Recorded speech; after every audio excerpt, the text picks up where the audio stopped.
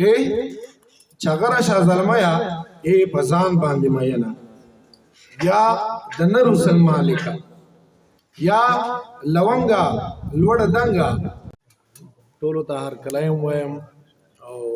د ټولو مننه هم کوم. دا خیبر ادبي ملګرو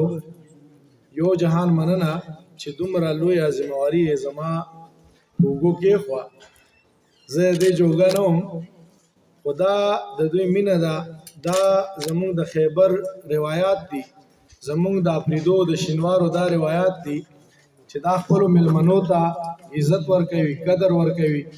کنې موږ د دې خبرې لایق نه یو او دا تاسو چې راغلي یې او موږ ټول چې راغونډ شوي یو د دې اصل وجه او مقصد یې کې یو دی. زما یو شعر دی وایي چې مینې ټکولم دی پرېښوم دی نه، مینې ټکولم دی پرېښوم دی نه،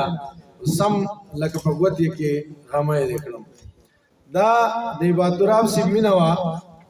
چې په ژوند باندې خو یې موږ له دومره مینه راکړې وه چې د هغه نه بغیر زمونږ یو لمحه نه تېرېده. او اوس هم مونږ چې دلته راورسېدو نو ما خپلو ملګرو ته ویل چې دا د عباد مینه دومره زوروره ده چې په مرګ یې مونږ بیا یو ځل یو ځای نن د عبادالرب صاحب اولنی تعلیم دی او دا ملګري چې ما واورېدل او د دې تاثرات مې واورېدل نو یقین وکړه چې ما کومې خاکې جوړې کړې وې په ذهن کې او د هغه په یاد او د هغه په جهتونو باندې ما کم فکر جوړ کړی و هغه ټول زما دړې وړې شو. او یقینا چې لوی سړی و د دې ټولو د تاثراتو نه دا معلومېدل چې ټول پې غمجن دي. د پښتو متل دی وایي چې داسې ونه نشته چې باد نه وي وهلی. مونږ ټول د عبادالرب صاحب په غم غمجن یو. خو یوه خبره شته چې عبادالرب صاحب په مونږ او تاسو کې یو عجیبه غوندې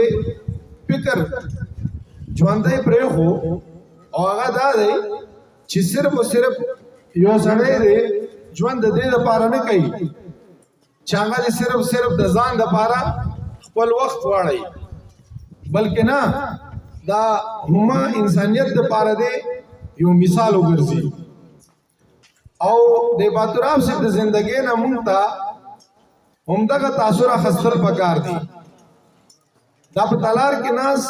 زلمي چې دي یا ځوانان چې دي یا زمونږ مشران چې دي دې ټولو له یو خاموش پیغام دی. کم مشر چې دی چې دا هغه د خپلو بچو داسې تربیت وکړي لکه احمد کاکا کړی دی، او کم ورور چې دی مشر هغه دا تولا لالا غوندې د خپلو وروڼو دغه شانتې تربیت وکړي لکه د عبادالرب صاحب شوی. او بیا عبادالرب صاحب چې کم په دې معاشره کې زمونږ سره څنګ په څنګ باندې د ټول انسانیت دپاره د پښتو دپاره د پښتونوالي دپاره کار کړی دی، دغه شانتې موږ بچي وزېږوو او په دې باندې موږ ټول دا قرارداد پیش کړو چې د نن نه بعد موږ خپلو بچو له دغه شانتې تربیت ورکړو او موږ دغسې زلمي وزېږوو. ملګرو زه خبرې نه اوږدوم، د ملګرو یو رایه جوړه شوې ده که په عبادالرب باندې خبرې کول وي نو کتابونه پیدا کېږي. مونږ په هغه باندې خاکه ضرور لیکلې وه، زه هغه خاکه نه پیش کوم ځکه چې عبادالرب صاحب په خپله یو ژوندی خاکه وه او د هغه مثال په لفظونو کې نه پیش کېږي. خو یو نظم مې ضرور لیکلی دی هغه پیش کوم. او بیا ملګري غواړي چې ستاسو د سوچ بدلولو دپاره او ستاسو د زړونو د خوشحالولو دپاره ځکه چې عبادالرب صاحب په باره کې عالم صاحب خبره وکړه، نورو ملګرو خبره وکړه چې هغه ټول عمر ملګري خندولي دي، هغه مینه خوره کړې ده. نو مونږ د مشرانو نه د علما کرامو نه یا چې څومره زمونږ مذهبي ملګري دي یا د دې معاشره مشران دي دا غونه به مو اجازه تم واړو بخنه بم واړو چې کدل تک ملګرو زموږ د پښتو د ادب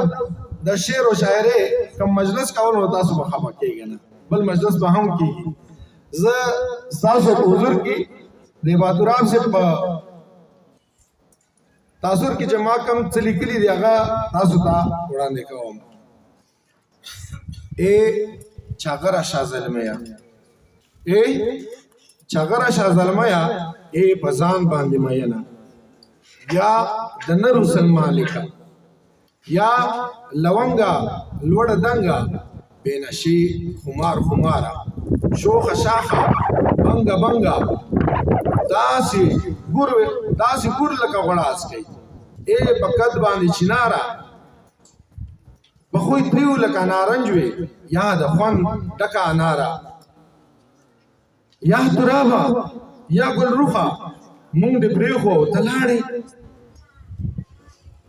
یا ترابا یا ګل روخه مونږ د پریخو تلاړي به تاسو به اظهار فلک دیوګي سترګي د زلمیو په مرګونو نه مړیږي نه سړیږي نورې څه درته راوړې شو دا یو څو ټکي چهره ده درد راوړې دا تر لواړګي د لاهور د شتمن خاره اے چاغره شاه زلمیا اے چاغره شاه زلمیا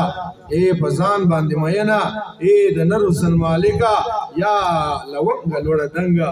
یا عباده یا ترابا یا عباده یا ترابا ډیر مننه